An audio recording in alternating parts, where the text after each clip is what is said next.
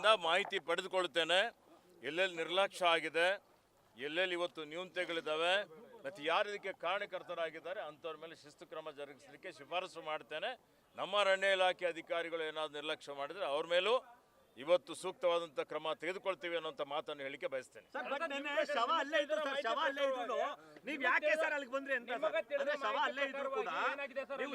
ಇದ್ರು ಕೂಡ ಹೋಗಿರ್ಲಿಲ್ಲ, ಇಲ್ಲಿಗೆ ಯಾಕೆ ಬಂದ್ರಿ ಅಂತ ನೋಡಿ. ನೀವು ಒಂದು ನಿಮಿಷ, ನನಗೆ ಮಾಹಿತಿ, ನನ್ನ ಕಾರ್ಯಕ್ರಮ ಮುಗಿದ ಮೇಲೆ ನನಗೆ ಮಾಹಿತಿ ಬಂತು. ನಾನು ಬೇರೆ ಕಡೆ ಹೋಗ್ತಾ ಇದ್ದಂಥ ಸಂದರ್ಭದಲ್ಲಿ ಅನಿಲ್ ಚಿಕ್ಕಮಾದು ಶಾಸಕರು ಅಲ್ಲಿಗೆ ನಾನು ಹೋಗ್ತೀವಿ ಅಂತ ಹೇಳಿದರು, ಹೋದರು.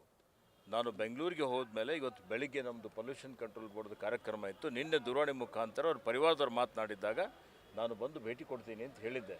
ಇವತ್ತು ಸಂಪೂರ್ಣ ಸರ್ಕಾರ ಇವತ್ತು ಅತ್ಯಂತ ಒಂದು ದುಃಖದ ಸಂಗತಿಯಾಗಿದೆ. ಅದಕ್ಕೆ ಸರ್ಕಾರ ಪರಿವಾರ ಜೊತೆಯಲ್ಲಿದೆ, ನಾವೆಲ್ಲ ಅವ್ರ ಜೊತೆಯಲ್ಲಿ ಇದ್ದೀವಿ, ಅವ್ರಿಗೆ ಶ್ರದ್ಧಾಂಜಲಿಯನ್ನು ಅರ್ಪಿಸ್ತಾ ಇದ್ದೇವೆ. ಇಂಥ ಘಟನೆಗಳು ಮತ್ತೆ ಮರುಕಳಿಸಬಾರ್ದು.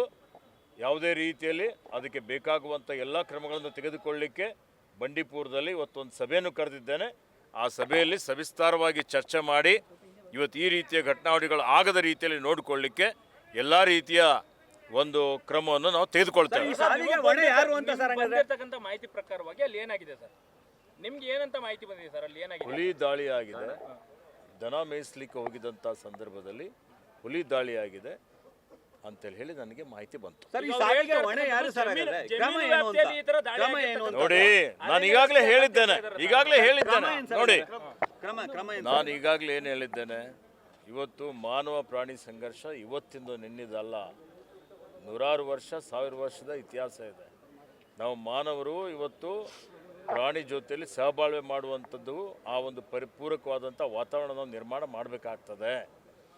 ಆ ದೃಷ್ಟಿಯಿಂದ ಇವತ್ತು ನಿಮಗೂ ಗೊತ್ತಿದೆ, ಸುಮಾರು ವರ್ಷದಿಂದ ಯಾವ ರೀತಿಯಲ್ಲಿ ಅರಣ್ಯ ಒತ್ತುವರಿ ಆಗ್ತಾ ಇದೆ, ಇವತ್ತು ವನ್ಯಜೀವಿಗಳ ಸಂಖ್ಯೆ ಜಾಸ್ತಿ ಆಗ್ತಾ ಇದೆ, ಇವೆಲ್ಲೋ ನಗರೀಕರಣ ಆಗ್ತಾ ಇದೆ.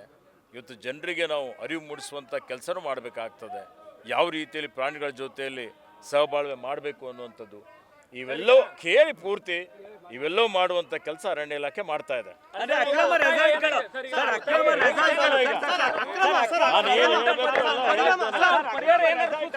ಪರಿಹಾರ ಕೊಟ್ಟಿದ್ದೇವೆ, ಕೊಡ್ತೇವೆ. ಹೆಚ್ಚುವರಿಯಾಗಿ ಪರಿಹಾರ ಕೊಡ್ಲಿಕ್ಕೆ ಪ್ರಯತ್ನ ಮಾಡ್ತೇವೆ. ಅಕ್ರಮ ರೆಸಾರ್ಟ್ ಇರಲಿ, ಅಕ್ರಮ ಒತ್ತುವರಿ ಇರಲಿ, ನಿರ್ದಾಕ್ಷಿಣ್ಯವಾಗಿ ಕಿತ್ತಾಕ್ತೀವಿ. ಸರ್, ಈಗ ಶವ ತಂದ